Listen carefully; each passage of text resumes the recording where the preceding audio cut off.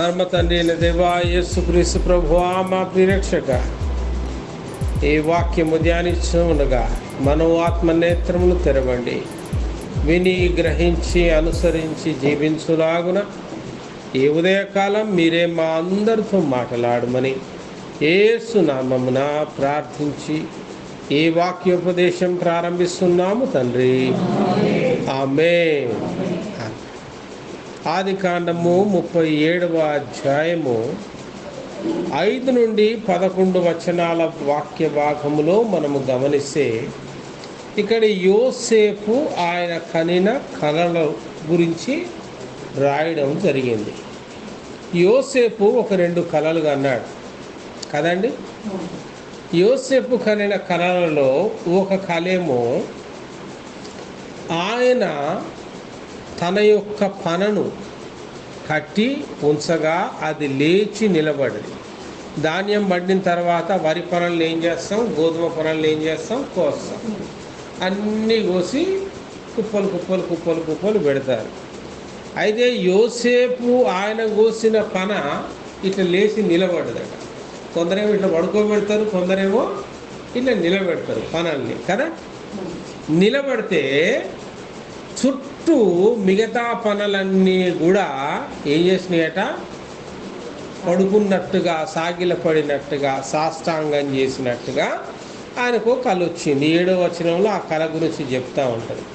అప్పటికే వీడు యోసేపు అంటే వాళ్ళ అన్నలందరికీ కూడా కొద్దిగా పగ క్లియర్గా ఉంటుంది. 5వ వచనంలో చాలా క్లియర్గా యోసేపు విషయంలో వాళ్ళ అన్నలు పగబట్టిరి. ఎందుకంటే మొదటి అధ్యాయంలోనే ఉంటుంది, మొదటి వచనంలోనే ఉంటుంది. ఈ యోసేపు ఏం చేసేటోడు అంటే చిన్నోడు, అన్నలు చేసే చెడుతనం అంతా కూడా తండ్రికి చెప్పేటోడు. అరే వీడు ఊరికే మన నాయనకు పోయి మన మీద కంప్లైంట్లు చెప్తారు. చిన్నపిల్లలు జనరల్గా చూడండి, వాళ్ళ అన్న వాళ్ళ అక్క ఏం చేస్తారు, ఏంది అనేది తుర్రుని పోతారు. మమ్మీ మమ్మీ చూడు ఇట్లా చేసినాడు, డాడీ డాడీ చూడు. ఇది పెద్ద విసుగైపోయింది వీళ్ళకి, అన్నలకి. అరే వీడు ఏందిరా, గప్పున బీడి తాగనియాడా, ఇంత ఏదో పాన్నవలనియాడా, మనం ఏది చేసినా వీడి కంటికి తిప్పుతున్నాం, వీడు తీసుకుపోయి నాయనకి చెప్తాడు, నాన్న మనల్ని ఉతికారేస్తాడు అని వాడంటే కోపం. అయితే వీడు ఇంట్లో చిన్నోడు కాబట్టి ముసలోళ్ళైన తల్లిదండ్రులకు చిన్నపిల్లలు అంటే ఎక్కువగా అటాచ్మెంట్. వాడే చివరోడు కదా, అటాచ్మెంట్ ఎక్కువ ఉంటుంది, కామన్. అది పెద్ద వింతేం కాదు, అది ఈర్ష్య కాదు, పార్షాలిటీ కాదులే. కానీ చివరి సంతానం కాబట్టి వారి మీద ప్రేమ ఎక్కువ ఉంటుంది, గారాభం ఎక్కువ ఉంటుంది. అయితే యోసేపు అలాంటి అన్నలు పగబట్టే సమయంలో ఈ కథ చెప్తున్నాడు వాళ్ళ అన్నలకు ఎక్కలేని కోపం. ఏమిరా అంటే, ఇక నువ్వు మమ్మల్ని ఏళ్తావా, ఇక నువ్వు లేచి నిలబడితే మేమందరం నీకు సాష్టాంగ నమస్కారం చేస్తామారా అని యోసేపు మీద గయ్యి నడిచింది అనమాట. వీడు అరిసిన 4 రోజులకే మళ్ళీ ఇంకో కళ కన్నాడు. యోసేపు మామూలుడు కాదు, ఎవరిని అరిచినా వాడు ఎన్ని కళలు కనాలో అన్ని కళలు గంటనే ఉంటాడు. అందుకే కళలు గనే యోసేపు అని యోసేపు మీద ఒక పాఠే ఉంది. యోసేపు అంటేనే కళలు గనేవాడు అని. మరి చూడండి 9వ వచనంలో ఇంకో కళ కంటాడు. ఏం కళ కంటాడంటే, ఆ కళలో ఏం చూశాడు, సూర్య చంద్రులను 11 లెక్క కూడా చెప్తాడు. 11 నక్షత్రాలు అంటే వీళ్ళ అన్నలు మొత్తం అన్నదమ్ములు 12 మంది అనమాట. వీళ్ళు యాకోబు యొక్క 12 మంది కొడుకులే 12 ఇజ్రాయేలు గోత్రాలు తెలుసు కదా మనకు. దాంట్లో ఇప్పుడు వీడికి మిగతా 11 మంది ఏం చేశారట, సాష్టాంగపడి. సూర్యచంద్రులు అంటే ఎవరు, వాళ్ళ అమ్మ నాయన. ఇక ఈ మాట నేలోగా వాళ్ళ నాయనకు కూడా కోపం వచ్చింది. ఏమిరా అంటే, నువ్వు మమ్మల్ని ఏళ్తావా, మేమందరం మీకు సాష్టాంగ పడతామా, నీ తల్లియో నీ తండ్రియో నీ సహోదరులందరూ నీకు సాష్టాంగ పడతారా అని మనం గద్దించారు, కోపడ్డారు, గద్దించారు. కానీ 11వ వచనంలో మాట ఉంటుంది, వాళ్ళ అన్నలైతే అసూయపడిరి, పగబట్టిరి, కానీ తండ్రి మాత్రం ఆ మాటలను, ఏదో గొప్ప పిలుపు ఉంది వీడి విషయంలో, దేవుని ఏదో ఒక ఏర్పాటు ఉంది. చివరికి ఈ కళ నెరవేరిందా లేదా? అప్పుడైతే అరిశారు, అప్పటి పరిస్థితులకు అరిశారు. ఈరోజు మనం ధ్యానించే అంశమే తెరవబడే నేత్ర. మన కళ్ళుంది మూసుకుంటే ఉపయోగంలే. మనం కళ్ళు మూసుకొని నడవండి, నువ్వు గుడ్డోడితో సమానం. అవునా కదా? వాడికి కళ్ళు ఉంటాయి, నీకు కళ్ళు ఉంటాయి, కానీ నీ కళ్ళు తెరవబడతాయి కాబట్టి నువ్వు చూడగలవు. ఆమేన్. గుడ్డివాడి కళ్ళు తెరవబడలేదు కాబట్టి వాడు చూడలేడు, వాడికి అంధకారమే, చీకటే. దేవుడు మన కళ్ళు ఇచ్చింది తెరవబడాలని, చూడాలి అని. చూచే కన్నులు, నేను చూచే కన్నులు నాకు ఇవ్వేసయ్యా అని ప్రార్థనలు చేస్తారు. ఎందుకు? ఈ మట్టి నేత్రాలతో మహిమ దేవుణ్ణి మనము చూడలేము. ఆయన చూడాలంటే మన మనో ఆత్మ నేత్రము తెరవబడాలి. యోసేపు దైవ చిత్తమును చూచే కన్నులు ఆయన కలిగి ఉన్నాడు. ఆమె ఎప్పుడో జరగబోయే దేవుని చిత్తాలను చూడగలిగాడు యోసేపు నమ్మాడు. చాలా ఖుషి వచ్చాడు, కళ చెప్పాడు, వాళ్ళ నాయనకు పోయిండు, కళ చెప్పాడు, నమ్మాడు, ఏదో ఒక రోజు నెరవేరుతాడు. యోసేపు ఉన్న పరిస్థితులకు అది నమ్మదగ్గ కళ కాదు, కానీ తర్వాత నెరవేరేది. అన్నలు యోసేపును ఐగుప్తుకు అమ్మిరి. ఐగుప్తులో అద్భుతముగా దేవుడు యోసేపును దీవించి ఐగుప్తు ప్రధానిగా దేవుడు ఆయనను ఆశీర్వదించాడు. ఆ సమయంలో కరువు రాగా, కానానుకు కరువు రాగా వీళ్ళు ధాన్యం కొనుక్కోవడానికి ఐగుప్తుకు పోయారు. ఐగుప్తుకు పోయేలాగా ఐగుప్తులో యోసేపు ప్రధానమంత్రి. కానీ వీళ్ళు గుర్తుపట్టలే, చిన్నప్పుడు ఎప్పుడో అమ్మేశారుగా, గుర్తుపట్టలే. కానీ ఆయన గుర్తుపట్టాడు, వాళ్ళ అన్నలందరినీ కూడా గుర్తుపట్టాడు. ప్రధానమంత్రి హోదాలో ఉన్నని మొక్కకుండా ఏమైనా పని అయితే పోవడమే దబేళ్ళ బోర్లపడి సాష్టాంగపడి నమస్కారం చేసి, అయ్యా మేము పొరుగు దేశం నుండి వచ్చి ఉంటే మాకు ఆహారము కావలేడు, పో మీ అమ్మ నాయనని పట్టరాపో, అసలు మిమ్మల్ని చూస్తే ఏదో తేడాగా ఉంది, మీరే వేగుల వాళ్ళలాగా మాకు డౌట్ వస్తాము, దొంగల్లాగా చా గుర్తుపట్టాడు. కళ నెరవేరాలిగా.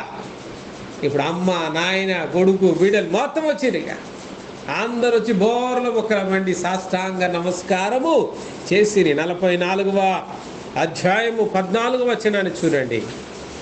అక్కడ రాయబడి ఉంటుంది, అప్పుడు యూదాను అతని సహోదరును యోసేపు ఇంటికి వచ్చిరి. అతడింకా అక్కడనే ఉండెను గనుక వారు అతని ఎదుట నేలను సాగిలపడిరి. హల్లెలూయా. దైవ చిత్తమును చూచే కన్నులు, జరగబోయే విషయాలను దేవుడు బయలుపరిచినప్పుడు వాటిని చూచే కన్నులు మనకు ఉండాలి. అది చూడాలంటే ముందు నువ్వు తెరవాలి. తెరవబడే నేత్రాలు ప్రియ సహోదరుడా దేవుడు మనందరికీ ఇచ్చాడు. మనో ఆత్మ నేత్రాలు దేవుడు మనకి ఇచ్చాడు. అవి తెరవబడితేనే దేవుని యొక్క ఉన్నతమైన ఉద్దేశాలు మనకు కనపడతాయి. దేవుడు ఎంత గొప్పవాడో మనకు కనపడతాడు. దేవుడు ఎంత మహిమోన్నతుడు మనకు కనపడతాడు. చూడకపోతే కొద్దిమంది కన్నులున్నాయన్న పేరే ఉంటుంది, కానీ చూడరు. అవి తెరవరు, ఆ కన్నుల్ని తెరవరు. కన్నులు తెరవడం అంటే పై రెప్పలు తెరవగానే కాదు కదా. కొంతమంది బైబిల్ చదువుతూ ఉంటారు, కానీ లోపలికి పోదు. అది ఎందుకు పోదు? కన్నులు తెరవలే. పుస్తకం చదువుతారు, అమ్మ నాయన తిడతారని ఉత్తగా బుక్ పెట్టుకొని ఇట్టు ఉంటాడు. యానో ఉంటుంది పాదయానం, అదంతా తిరుగుతూ ఉంటుంది మైండ్. బుక్ పేజీ మాత్రం తిరగదు. తెరవబడలే, కన్నులు తెరవబడలే. తెరవబడే నేత్రాలు దేవుడు మన నుంచి కోరుతున్నాడు. ఆమేన్. దైవ చిత్తమును తెలుసుకునే నేత్రాలు, దైవ చిత్తాన్ని చూసే కన్నులు మనకు కావాలని యోసేపు జీవిత చరిత్ర మనకు బోధిస్తుంది. మనం చదివిన 119వ కీర్తనలో 18వ వచనములో అక్కడ చక్కటి మాట ఉంటుంది, నీ ధర్మశాస్త్రమునందు ఆశ్చర్యకరమైన సంగతులను చూచున్నట్లు నా కన్నులు తెరువు. ఆమేన్. ఒకసారి ప్రార్థన చేస్తాం బైబిల్ స్టడీ అప్పుడు కదా, వాక్యం చదివేటప్పుడు ఈ మాట ఎందుకు చెప్తా? దేవుడు మన కన్నులు తెరవకపోతే ధర్మశాస్త్రంలో ఉన్న ఆశ్చర్యమైన సంగతులు చూడలేము, గ్రహించలేము, అర్థం కాదు. ఏదో పిట్ట కథల్లాగా ఉంటాయి. ఇప్పుడు 10 రోజులు కూర్చోబెట్టి కథలు చెప్తూ ఉంటారు కదా, రోజుకో కథ, అట్లుంటుంది. ఇది అట్లాంటి పిట్ట కథ కాదు, వాస్తవిక చరిత్ర మనకు బోధించే సత్యమైన విషయాలు. దేవుడు ఎంత గొప్పవాడు, ఎంత మహిమోన్నతుడు, ఎంత శక్తి కలిగిన వాడు, వాటిని గ్రహించాలి అంటే నీ ధర్మశాస్త్రమందున్న ఆశ్చర్యకరమైన సంగతులు చూచున్నట్లుగా నా కన్నులు తెరువు తండ్రి అని ప్రార్థన చేయాలి. ఆమేన్. మొదటిది ఏం కన్నులు తెరవాలన్నారు? దైవ చిత్తమును చూచే కన్నులు. ఆమేన్. తర్వాత ఏం చూస్తారు ఇక్కడ? ధర్మశాస్త్ర సంగతులను చూచే కన్నులు మనకు ఉండాలి. అప్పుడే ధర్మశాస్త్రం నుండి ఆశ్చర్యమైన సంగతులు మనం గ్రహించగలం. ఆదికాండం 3వ అధ్యాయం 7వ వచనంలో ఇక్కడ ఆదాము అవ్వలకు కళ్ళు తెరవబడ్డాయి. వాళ్ళు ఏం చూశారో చూడండి. అప్పుడు వారిద్దరి కన్నులు తెరవబడెను, వారు తాము దిగంబరులమని తెలుసుకొని అంజూరపు ఆకులు కుట్టి తమకు కచ్చడములను చేసుకొనిరి. ఆమె పాపమును తెలుసుకునే కను. ఇవి లేవనుకో నేను చేసేదే రైట్ అనుకుంటాడు. ఒక్కొక్కసారి మనం తెలవకుండానే నేను రైట్ చేస్తున్నా అనుకుంటా. నువ్వు చేసేది తప్ప ఒప్ప, ఈ గ్రహింపు మనకు ఉండాలి. పాపమును తెలుసుకునే కనులు మనకు తెలవబడాలి. ఆదాము అవ్వలు ఎప్పుడైతే దేవుడు వద్దన్న పని చేశారో వెంటనే వాళ్ళ కన్నులు తెరవబడ్డాయి. వారు దిగంబరులని వారు తెలుసుకునిరి. ఒక్కొక్కసారి నువ్వు చేసేది పాపం అని తెలవకపోతే రైట్ అనుకుంటావు. క్రైస్తవులు సినిమాలు చూడవచ్చు, షికార్లు పోవచ్చు, క్రైస్తవులు అల్లరితో కూడిన ఆటపాటలు ఆడవచ్చు, డ్యాన్సులు డిస్కోలు పెట్టుకోవచ్చు. కొద్దిమంది చెప్పుకుంటారు, ఏమైందిరా సినిమా చూస్తే ఏమైంది, మందు తాగితే ఏమైంది, కళ్ళు తాగితే ఏమైంది, యాడుందిరా బైబిల్లో చూపి అంటాడు. అరే అల్లరితో కూడిన ఆటపాటలు వద్దు, మద్యం తాగొద్దు, క్లియర్గా ఉన్నది రా దాంట్లో. అంటే మద్యం కాదు విస్కీ అని ఉందా అంటాడు ఆడు. అరే నీ బ్రాండ్లన్నీ రాస్తారా అక్కడ ఎవడన్నా? జాగ్రత్త ప్రియులారు. అందుకే ధర్మశాస్త్రమందున్న ఆశ్చర్యకరమైన సంగతులు చూచున్నట్లు మన కన్నులు తెరవబడాలి. పాపమును తెలుసుకునే కన్నులు మనకు ఉండాలి. ఆమేన్. మద్యం మంచిది కాదు, ఇక అంతే. మత్తు వచ్చే ఏదైనా మంచిది కాదు. మత్తు బంద్ చేయాలి, దేవుని చిత్తానుసారము కాదు. అల్లరితో కూడిన ఆటపాటలు వద్దు, జబర్దస్తులు, సినిమాలు, అల్లరితో జోకులు, ఎకిలెకిలి నవ్వులు, ఎకిలెకిలి సరసాలు. వాక్యంలో చెప్పింది వద్దు అని. దుష్టుల ఆలోచన చొప్పున నడవక, పాపల మార్గమున నిలవక, అపహాసకులు కూర్చుండు చోట కూర్చుండక. ఏం చేయాలి? యెహోవా ధర్మశాస్త్రమునందు దివారాత్రుడు దానిని ధ్యానించువాడు ధన్యుడు. హల్లెలూయా. చేయాల్సిన పని అది, చేయకూడని పని అది. అంత క్లియర్గా వాక్యం చెప్తుంటే ఆ బ్రాండ్ ఉందా, ఈ బ్రాండ్ ఎవడికి కావాలా? ఇవన్నీ నువ్వు ఇప్పుడు పెట్టుకున్న పేర్లు. బైబిల్ రాసినప్పటికీ, బైబిల్ చరిత్ర రాసినప్పటికీ అసలు అవి పుట్టలేదు, కానీ వాటి స్వభావం పుట్టింది. అల్లరితో కూడిన ఆటపాటలు దాని స్వభావం, అవునా? హేళన మాటలు దాని స్వభావం, దుష్టుల ఆలోచనలు దాని యొక్క స్వభావం. అవి మనకొద్దు. అవి ఎక్కడున్నా కూడా మనకొద్దు.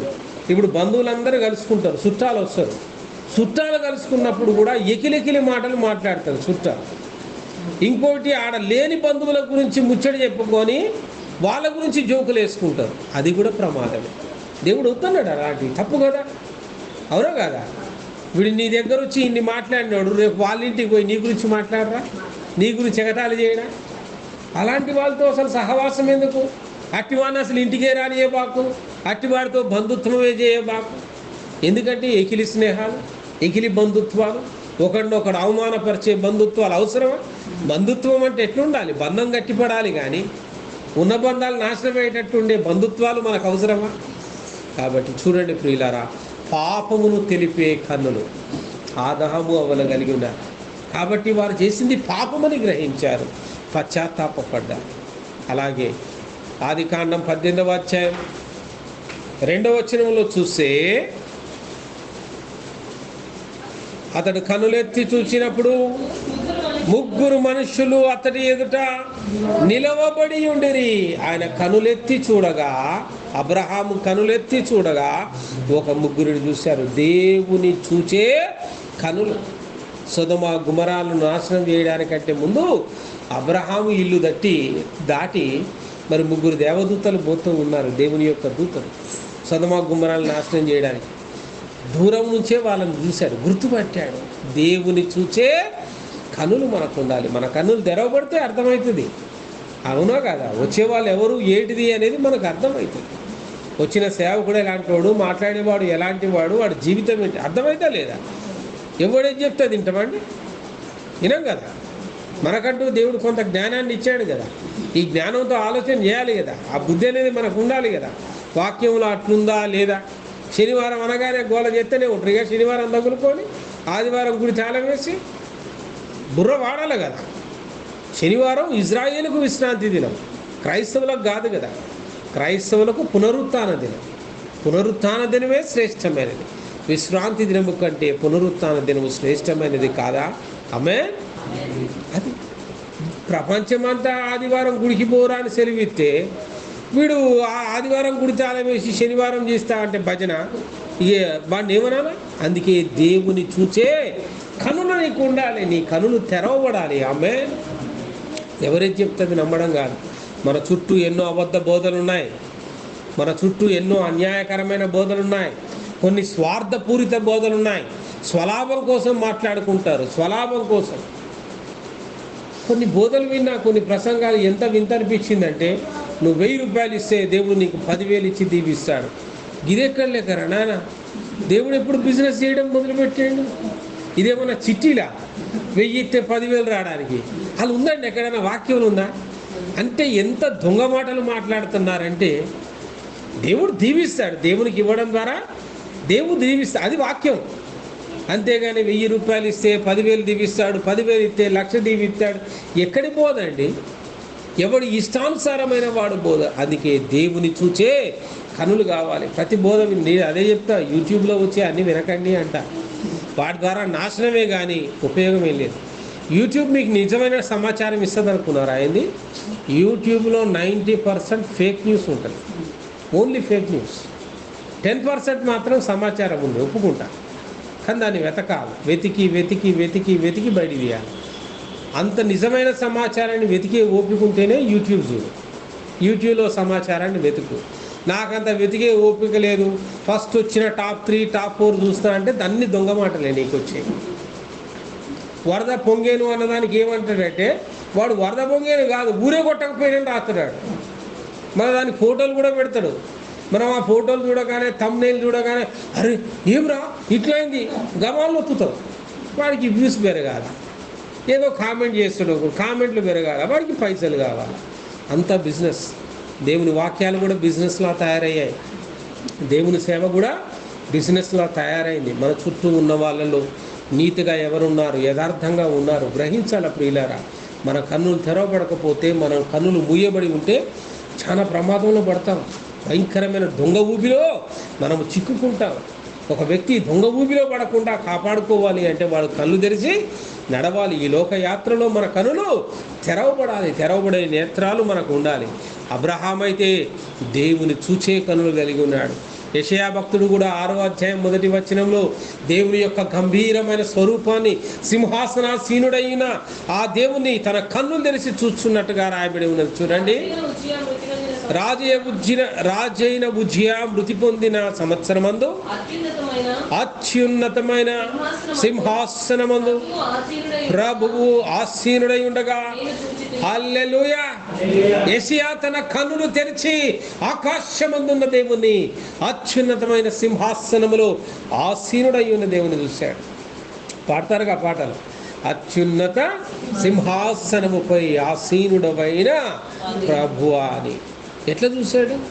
ఆ కన్నులు తెరవబడ్డాయి, తన మనో ఆత్మ నేత్రములు తెరవబడగా యెషయా సింహాసనాసీనుడై ఉన్న దేవుని చూశాడు. ఎప్పుడైతే నీ యొక్క ఆత్మీయ నేత్రాలను తెరవడానికి నువ్వు ఇష్టపడతావో, నీ కన్నును తెరవడానికి ఇష్టపడతావో, బైబిల్లో ఉన్న ఆశ్చర్యమైన సంగతులు నువ్వు చూడగలవు, దేవుని చూడగలవు, దేవునితో మాట్లాడగలవు. కళలు వస్తాయి, దర్శనాలు వస్తాయి, దేవుడు నీతో స్నేహం చేస్తాడు, దేవుడు నీతో సమయం గడుపుతాడు. అసలు ముందు నువ్వు దేవునికి సమయం ఇవ్వడం నేర్చుకోవాలి. దేవునికి సమయం ఇవ్వడం నువ్వు నేర్చుకుంటే అప్పుడు దేవుడు నీతో సమయం గడపడాలి. అంతే కదండి. ఆదాము అవ్వలతోటి సమయం గడపడానికే దేవుడు వచ్చాడు, రోజు గడిపాడు. దేవుడు వచ్చినప్పుడు ఆదాము అవ్వలైతే ఒక తండ్రి ఇంటికి వస్తే పిల్లలు ఏ రీతిగా ఉర్రికిపోయి హత్తుకొని మరి ఆ దేవునితో అంత మంచి సమయాన్ని గడిపేవారు. ఎప్పుడు దూరమయ్యారు? ఎప్పుడైతే అవిధేయతను పాపం చేశారో, వద్దన్న పని చేశారో, ఆ రోజు దేవుడు వచ్చాడు, ఏదైనా తోటలో వెతుకుతూ ఉన్నాడు. ఆదామా, హవ్వా ఎక్కడున్నారని పిలుస్తూ ఉన్నారు. వీళ్ళేమో పారిపోయి చెట్ల చాటున దాక్కుంటున్నారు. నీ పాపం నిన్నేం చేస్తుంది? దేవునికి దూరం చేస్తుంది. రోజు వాక్యం పెడతాం చర్చిలో, చూస్తున్నారా? కనీసం వాక్యం చదువుతున్నారా? టైం స్పెండ్ చేయాలా? మనకంటూ ఒక చర్చ్ గ్రూప్ ఉంది, రోజు ఒకరు మన కోసం ప్రార్థన చేసి ఆ గ్రూప్లో పోస్ట్ చేస్తారు. ఆ ప్రార్థన వింటున్నారా? వినాలి. చర్చిలో పెట్టే వాక్యం చదవాలి. మనం అది కూడా చదవలేకపోతే అంత బిజీ ఉంటే ఎట్లా? మన చర్చ్ గ్రూప్ అనేది మనకు ఉన్నప్పుడు ఆ చర్చ్ గ్రూప్ ఓపెన్ చేయాలి. ఆ చర్చ్ గ్రూప్లో ఈరోజు దేవుడు నాతోటి ఈ వాక్యం ద్వారా మాట్లాడాడు అనమాట. సంఘంలో ఉన్న అనేకులు రోజుకు ఒకరు ఇద్దరు మన కోసం ఉపవాస ప్రార్థన చేస్తారు. తెలుసా? ప్రార్థనా యోధులని ఈ ఉన్న 23 గ్రామాల్లో ఎవరో ఒకరు ఇద్దరు మన కోసం ప్రార్థనలు చేస్తూనే ఉంటారు. ఏం చేశారు? ప్రార్థన వినాలా. నువ్వు ఏకీభవించడం అంటే ఎట్లా? ఆ ప్రార్థన మొబైల్లో నువ్వు ఆన్ చేసుకొని విని వారితో పాటు ఆమేన్ అనుటయే నీవు ఏకీభవించడం. వాళ్ళ ప్రార్థనలో ఎలా ఏకీభవించగలం? ఆమేన్ అనుట ద్వారా వాళ్ళతో పాటు మనం కలిసి ప్రార్థన చేయాలి. కొద్ది సమయం మనం గడపలేకపోతే ఎట్లా? ఆదివారం దేవుని వాక్యాలు పెడతాం, మంగళవారం పూట స్త్రీలకు సంబంధించిన స్త్రీల కూడి వాక్యాలు పెడతాం, శుక్రవారం ఉపవాసానికి సంబంధించిన ఆన్లైన్ చర్చ్ కోవిడ్ టైంలో స్టార్ట్ చేసిన ఆన్లైన్ చర్చ్ నడుపుతానే ఉన్నాం. ఎందుకంటే మరి శుక్రవారాలు మంగళవారాలు కలుసుకోవడానికి మనం ఒక చర్చిగా కూడుకోవడానికి మనకు అవకాశాలు లేవు. అట్లీస్ట్ ఆన్లైన్ చర్చ్ అయినా వాడుకోవచ్చు. డ్యూటీ చేసుకుంటే వాడుకోవచ్చు. నేను డ్యూటీ చేసుకుంటే పెట్టుకుంటాను, మంచిగా ఒక హెడ్ ఫోన్స్ పెట్టి పెట్టేసుకుంటా, పేషెంట్లను చూస్తూనే ఉంటా, మధ్య మధ్యలో ఖాళీ దొరికినప్పుడు చక్కగా వింటా, ఎవరెవరు ప్రార్థనలు చేసిండ్రో వాళ్ళ ప్రార్థనలు వింటా, ఆమేనని పలుకుతా. డ్యూటీలోనే చేసుకోవచ్చు. ఇది చేయడానికి బైబిల్ పట్టుకొని కంజర పట్టుకొని చర్చిలో కూర్చునేది కాదు కదండి. మనం చేసే పనిలోనే మనకి ఎప్పుడు తీరిక దొరికితే అప్పుడు ఆ సమయాన్ని వినియోగించుకొని ఆ రీతిగా మనం ఏకీభవించడం. అప్పుడు దైవ దర్శనాల్ని చూస్తాం, దేవునితో సహవాసం చేస్తాం. దేవునితో మనం సమయం గడపడం మొదలు పెట్టాలి. కానీ ఎంతంత గొప్ప, ఇక నీకు బయట ఫ్రెండ్స్ అక్కర్లేదంటావు, నువ్వే అంటావు వేస్ట్ ఏమన్నా, అంత పనికిమాలిన స్నేహాలు, వాడుకొని వదిలేసే స్నేహాలు, అంత సెల్ఫిష్ ఫ్రెండ్స్ నీకు నచ్చదు. ఇక బయటి మనుషులు నచ్చదు, మనుషుల స్వభావం. దేవుడంతా ఉన్నతమైన దేవునితో నువ్వు స్నేహం చేయడం మొదలు పెడితే, ఆయనతో సహవాసం చేయడం మొదలు పెడితే మనుషులతో ఏం చేయగలవండి? సహవాసం నచ్చుదా? టైం దొరికింది చక్కగా పాట పాడుకుంటావు, టైం దొరికింది చక్కగా వాక్యం చదువుకుంటావు, టైం దొరికింది చక్కగా చర్చ్ గ్రూప్ ఓపెన్ చేస్తావు. దాంట్లో ఏముంది? ఈరోజు ఎవరు ప్రార్థన చేశారు నా కోసం, ఈరోజు నా కోసం ఒకడు ఉపవాసంతో చేస్తున్నాడు, నీ పేరు కూడా తెలియదు ఆయనకి, కానీ నీ కోసం చేస్తున్నాడు. శిలువ సహవాసం అనే సంఘములోని ప్రతి వ్యక్తి కోసం ఒక వ్యక్తి, నీ ముఖం తెలవని వాడు, నీ పేరు తెలవని వాడు, నీ కథ తెలవని వాడు ఈరోజు నీ కోసం ప్రార్థిస్తున్నాడంటే ఎంత ఆశీర్వాదకరం అండి మనకది, ఎంత ఉన్నతమైన భాగ్యం. దేవుడు అందుకే మనల్ని కాపాడుతున్నాడు. ఇట్టి సంగతులను చూసే కనులు మనకు ఉండాలి, తెరవబడాలి. యెషయా అయితే ఆకాశమందు ఆసీనుడై ఉన్న దేవుని తన కన్నులు తెరిచి చూస్తూ ఉన్నాడు కదా. ఆదికాండం 21వ అధ్యాయము 19వ వచనాన్ని మీరు గమనిస్తే ఇక్కడ ఆమె కన్నులు తెరిచినందున ఆమె నీళ్ళ ఊట ఆమె చూసింది. ఆమె ఈ సంగతి మనకు బాగా తెలుసు. అబ్రహాము యొక్క ఉపపత్ని అయిన హాగరు ఇష్మాయేలును కనిన తర్వాత షారాకు ఎవరు పుట్టారు? ఇస్సాకు పుట్టాడు. ఇక షారాకు ఇప్పుడు ఎవరు నచ్చలేదు? తన ఉపపత్ని అయిన హాగరు నచ్చలేదు. ఆ ఉపపత్నికి పుట్టిన ఇస్మాయేల్ నచ్చలేదు. వీళ్ళని ఇక్కడ ఉంచొద్దు, పంపి పంపి పంపి అని తన భర్త అయిన అబ్రహాముతో రోజు గొడవ పెడితే ఇక ఆమె యొక్క తలనొప్పి భరించలేక ఒక దినాన హాగర్కి ఏం చేశాడంటే, అమ్మ హాగరు ఇగో కాస్త వెండి బంగారాలు ఇచ్చాడు, కొంత సద్ది మూట గట్టి ఇచ్చాడు, ఎక్కడన్నా పోయి బతుకుపో, ఎందుకు ఈ యొక్క సవతి పోరు నీకు, ఎక్కడన్నా పోయి బతుకుపో అని పంపించాడు. హాగరు ఇప్పుడు మొగదిక్కు లేని హాగరు తన చిన్న కుమారుడైన ఇస్మాయిల్ని పట్టుకొని అరణ్యములో ప్రయాణం చేస్తూ వెళుతూ ఉండగా వారు తెచ్చుకున్న ఆ బుడ్డిలోని నీరు అయిపోయింది. ఆ తిత్తిలోని నీరు అది ఎడారి, ఎడబడితే ఆడ ఇప్పుడు బిస్లరీ వాటర్ అమ్మినట్టు అమ్మే రోజులు కాదవి. ఎడారి, యూ కాంట్ గెట్ వాటర్. దేవుడు కృప చూపిస్తే తప్ప ఇక నీళ్ళు దొరకవు. కొద్ది దూరం పోయినాక ఆ పిల్లగాడు సొమ్మసిల్లి పడిపోయాడు దాహానికి. ఆ ఎర్రటి ఎండకి ఎడారిలో ఎట్లుంటుందండి పాపం, ఆమె సొమ్మసిలే. అయ్యా ప్రభువా, ముందు నన్ను చంపేయి, నా కొడుకు మరణాన్ని నేను చూడలేను, ఈ దాహం నేను భరించలేను, వాడి మరణాన్ని చూడడానికంటే ముందే నా ప్రాణం తీసుకో దేవా అని ఆమె ప్రార్థించగా దేవుడు ఆమె కన్నులను తెరిచెను. రాయబడి ఉంది అక్కడ, ఆమె కన్నులను తెరవగా జీవ జలముల ఊట ఆ ఎడారిలో నీటి బుగ్గ ఊపిసెను. ఆ నీరు దాగి వాళ్ళు ప్రాణాలు కాపాడుకున్నారు. హల్లెలూయా, యేసయ్యకే మహిమ కలుగును గాక. సమస్య మనతోటే ఉంటుంది, పరిష్కారం మనతోటే ఉంటుంది కదండి. ఇప్పుడు తాళం బుర్ర కనిపెట్టినోడు తాళం చెయ్యి కనిపెట్టకుండా ఉంటాడు. ఆయన తాళం చెయ్యి ఉన్నదంటే తాళం ఏదో ఉన్నది కదా. మనం ఏం చూస్తామంటే బుర్రను చూస్తాం. లాక్ అయిపోయిందిరా, నేను లాక్ అయిపోయినా, నా లైఫ్ లాక్ అయిపోయింది, ఇక నా లైఫ్ ఆగమే, ఈ కష్టాల్లో నుంచి నేను బయటపడలేను, నా జీవితం మూసుకపోయింది అనుకుంటాం. తెరిసే తాళం ఉంది, దేవుడు ఆ తాళాన్ని ఇచ్చాడు నీకు. అరే సమస్యనిచ్చిన నేనే తెరిసే తాళపు చెవిని కూడా నీకు ఇచ్చాడు. ఇచ్చాడా లేదా?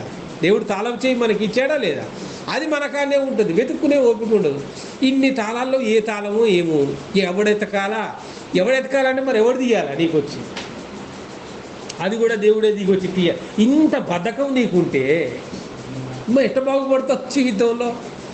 సమస్యలు ఇచ్చిన దేవుడే పరిష్కారాన్ని ఇచ్చాడు. ప్రియులారా, ఎడారిలో ఎండిన నేలను గొంతారబోయి పరిస్థితి వచ్చి వారు ఎప్పుడైతే కళ్ళు తెరిచి చూశారో అక్కడ ఏం జరిగిందట? జీవ జలముల ఊట, నీటి బుగ్గ కనపడను. ఆమేన్. కళ్ళు తెరిస్తే కనపడతాయి, మూసుకుంటే కనపడవు. లోక సంబంధమైన నేత్రాలతో దేవుని కార్యాలు చూడలేవు. నీ కన్నులు తెరవబడాలని దేవుని వాక్యం అంటూ ఉన్నది. రాజుల 2వ గ్రంథము 6వ అధ్యాయం 17వ వచనంలో ఇక్కడ ఎలీషా ప్రార్థన చేస్తే తన దాసుడైన యొక్క కన్నులు తెరవబడ్డట్టుగా మనం చూడవచ్చు. చూడండి, వీడు చూచున్నట్లు దయచేసి వీని కన్నులను తెరవమని ఎలీషా ప్రార్థన చేయగా యెహోవా ఆ పనివాని కన్నులను తెరవజేసెను. గనుక వాడు ఎలీషా చుట్టూను పర్వతములు అగ్ని గుర్రముల చేత రథముల చేత నిండి ఉండటను చూచెను. ఆమేన్. యేసయ్యకే మహిమ కలుగును గాక. ఎలీషా అనే ఒక గొప్ప ప్రవక్త ఉన్నాడు. ఈ ఎలీషా అనే ఒక గొప్ప ప్రవక్త రాజుకు అవసరమైంది. అయితే నేను రాజును కదా, పోయి మన బట్రాకుంటా. రాజు ఎక్కడికి పోడుగా, ఎవడైనా రాజుగాడికే పోయి కలవాల. ఒకవేళ మర్యాదగా వచ్చి ఆయన సమస్యను చెప్పుంటే దైవ సేవకుడైన ఎలీషా ఎవరి దగ్గరికైనా పోతాడు, ఆయన గర్విష్టం కాదు. కానీ రాజు ఎలీషా దగ్గరికి వచ్చిన విధానం ఎట్లుందంటే, ఒక శత్రు సైనికుడు, శత్రు రాజులు దండెత్తి మీదకి వచ్చినట్టుగా నానా రథములతోనూ గుర్రములతోనూ సైన్యములతోనూ రాజు ఎవరిని పంపించాడు? తన సైన్యాన్ని ఎవరిని తేడానికి? ప్రవక్త అయిన ఎలీషాని తేడానికి పంపించాడు. రాత్రి అయింది, పొద్దుగాల ఈయన సంగతి చూద్దాం పట్రా, ప్రవక్త సంగతి అని అందరూ కాపు కలిశారు. మరి పొద్దుగాలనే ఎలీషా యొక్క పనివాడు లేచాడు, కాఫీ పెట్టియాలి కదా తన యొక్క యజమానికి. పొద్దుగాలనే లేచాడు, అది ఇది పని చేసుకుంటా ఉంటే ఈలోకి ఏం కనిపించింది? పెద్ద సైన్యము ఇంటి ముందు. అరే గబా గబా ప్రవక్త అయిన ఎలీషా లేపుతున్నాడు, అయ్యా అయ్యా అయ్యా, రాజులు మనల్ని ముట్టడించిరి, నువ్వు నేను ఇద్దరం తప్ప ఇంకెవరో లేవు, పెద్ద సైన్యం ఉన్నది, గుర్రాలు ఉన్నాయి, రథాలు ఉన్నాయి, రాజులు మనల్ని ముట్టడించిరి, ఏంటి పరిస్థితి, ఎట్లా చేయాలి?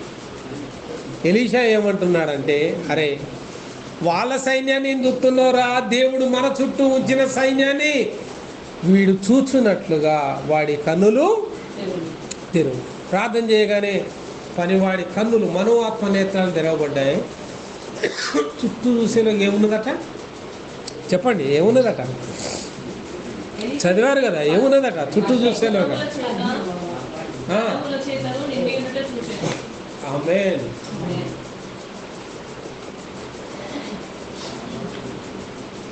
ఎప్పుడైతే దాసుడు కళ్ళు తెరిచాడో ఏం చూసారట? వీళ్ళ చుట్టూ అగ్నిరథముల చేత.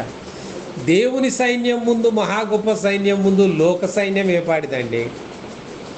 ఎర్ర సముద్రానికి చిటికేస్తే ఫరో సైన్యం మొత్తం మడాష్ మునిగిపోయింది. అవునా? ఎరికో గోడలు పాటలు పాడితే భయంకరమైన బలమైన గోడలు కుప్పగూలాయి. ఎప్పుడైతే పనివాడు చూశాడో ఆశ్చర్యపోయాడు, నిజంగా దేవుని కాపుదల ఇంత గొప్పగా ఉందా? ఇలాంటి దర్శనాలు నేను నా కళలలో అనేక సార్లు చూశాను, గొప్ప గొప్ప కళలు. దేవుని కాపుదల ప్రియులారా, ఎవరు ఇవ్వగలనండి ఆ కాపుదల? ఎంత సెక్యూరిటీ పెట్టుకుంటే వస్తుంది? ఎంత సోలార్ ఫెన్సింగ్ పెట్టుకుంటే వస్తుందా? ఇందిరాగాంధీ లాంటి దేశ ప్రధానినే సొంత బాడీగార్డ్నే కాల్చి చంపారు. దేశ ప్రధాని అయిన రాజీవ్ గాంధీని సన్మానం అనే పేరుతో దండేసి ముక్కలుగా పేల్చారు. ఎన్ని ప్రమాదాలు మన చుట్టూ ఉంటాయి కదా, ఎంతమంది ఈర్ష్యపరులు ఉంటారు కదా. వాళ్ళ నుంచి కాపాడబడాలంటే కేవలం దేవుని అవి చూచే కనులు మనకు తెరవబడాలి. ఆమేన్. లూకా సువార్త 24వ అధ్యాయం 31వ వచనం అంటూ ఉన్నది కదా, వారి కన్నులు తెరవబడి ఆయనను గుర్తుపట్టిరి. ఆమేన్. పునరుత్థానుడైన దేవుని చూచే కన్నులు. హల్లెలూయా. దేవుడు పునరుత్థానుడయ్యాడు, సమాధిలో నుంచి లేచాడు, వారి మధ్యలో సంచరిస్తున్నాడు. జనాలు నమ్మలేకపోతూ ఉన్నారు. తోమా ఏళ్ళల్లో గాయాలు పెట్టి చూస్తే తప్ప నమ్మనని గాయాల్లో చేయి పెట్టాక నమ్మాడు. దారిన పోతూ ఉంటే శిష్యులు పోతూ ఉన్నారు, శిష్యులతో పాటు కూర్చున్నాడు, వాళ్ళతో పాటు ఇంత రొట్టె చేపలు తిన్నాడు. దేవుడు వారికి రొట్టె ముక్కం ఇచ్చి ఇవ్వగా దేవుడు వారి కన్నులు ఎప్పుడైతే తెరిచాడో అప్పుడు వాళ్ళ కన్నులు తెరవబడి యేసుక్రీస్తు ప్రభువును గుర్తుపట్టాడు. అరే, చనిపోయి సమాధి చేసిన యేసయ్య పునరుత్థానుడై లేచిన. హల్లెలూయా. పునరుత్థానుడైన దేవుని చూచే కనులు. ఎఫెసీయులకు రాసిన పత్రిక 1వ అధ్యాయం 17వ వచనం అంటది కదా, మరియు మీ మనోనేత్రములు వెలిగింపబడినందున ఆయన మిమ్మును పిలిచిన పిలుపు వల్లనైనా నిరీక్షణ ఎట్టిదో మనం తెలుసుకోగలం. ఆమేన్. యేసయ్యకే మహిమ కలుగును గాక. దేవుడు మనల్ని ఎందుకు రక్షించాడు, ఎందుకు పిలుచుకున్నాడు, దేవుని ప్రేమ ఎట్లాంటిది, దేవుడు ఎలా కాపాడుతున్నాడు, ఇదంతా ఎప్పుడు గ్రహించగలమట? మనకు మనో ఆత్మ నేత్రములు వెలిగింపబడినప్పుడు కదండి. మన మనో ఆత్మ నేత్రాలు అందరికీ ఉన్నాయి, అవి వెలిగించాలి. దేవుని వెలుగు మన మీద ప్రకాశిస్తే అది వెలిగించబడుతుంది. మీరు వెలిగించబడతారు, వెలుగు సంబంధులైతారు. చీకట్లో ఉన్న అలేగులకు వెలుగు స్తంభముగా మార్చుతారు. అట్టి కృప తండ్రి అయిన దేవుడు ప్రభు అయిన యేసయ్య మనందరికీ అనుగ్రహించులాగున, మనకు తెరవబడే కనులు ఆ తండ్రి మనకి ఇచ్చులాగున. రండి ప్రార్థన చేసుకుందాం.